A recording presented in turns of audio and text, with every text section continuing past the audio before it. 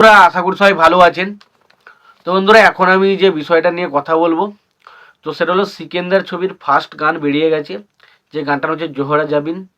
তো জোহরা জাবিন গানটা আমার কেমন লাগলো সেই বিষয় নিয়ে আলোচনা হবে।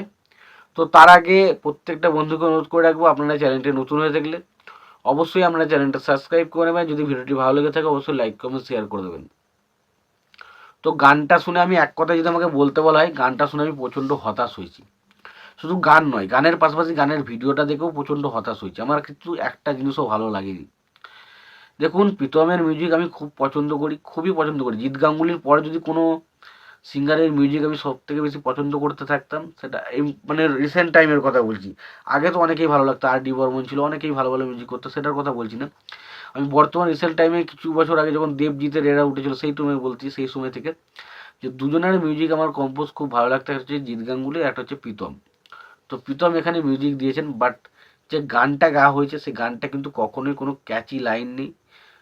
জোহরা জাবিন, তো গানটা আমার কাছে কিন্তু খুব একটা আহামরি কিছু মনে হয়নি। গানটার লিরিক্স লিখেছেন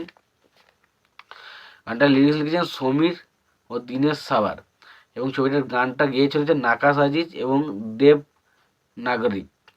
এবং ছবিটার মানে মেলোডি যে এক বিষয়টা রয়েছে, সেখানে মানে মেলোডি মেলোডি দেওয়া হয়েছে। এবার বিষয়টা হচ্ছে, দেখুন গানটা, প্রথম কথা হচ্ছে গানটা এমন একটা গান, যে গানটা শুনে মনে হচ্ছে না যে এটা কোনো নতুন গান শুনছি, মনে হচ্ছে সে ভাই পুরনো দিনের কোনো একটা গান। সেই তাও খুব একটা ভালো গান না যেটা শুনছি, একটা মোটামুটি একটা ডিসেন্ট গান, পুরনো দিনের সেই গানটাকে রিকেট করে বানানো হচ্ছে, এরকম টাইপের মনে হচ্ছে। তো গানটা আমার কাছে ঠিক তো একদমই যে খারাপ লেগেছে, পাতে দিয়ে যায় না এরকম নয়, তবে ঠিকঠাক গান, খুব একটা আহামরি নয়।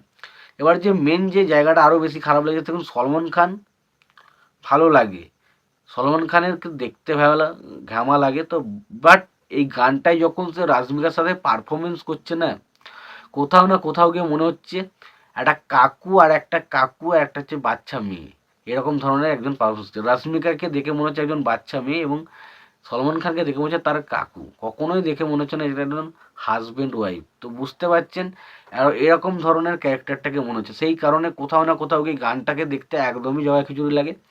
এবং সলমন খানের সেই একই স্টেপ, একই জিনিস বারবার আমরা দেখতে যেটা পাই, সেই জিনিস ওই গানের মধ্যে করা হয়েছে। তো সেই জিনিসগুলো সত্যি কথা সেই এনজয়টা আগে দিত না। আগে সলমন খানের যখন প্রথম প্রথম সিনেমা দেখতাম, এই জিনিসগুলো কোথাও না কোথাও গিয়ে মজা লাগতো, বাট সেই জিনিসগুলো একই বারবারভাবে রিক্রিয়েট করতে কোথাও না কোথাও গিয়ে অনেকটা বিরক্তই লাগে এবং অসহ্য লাগে।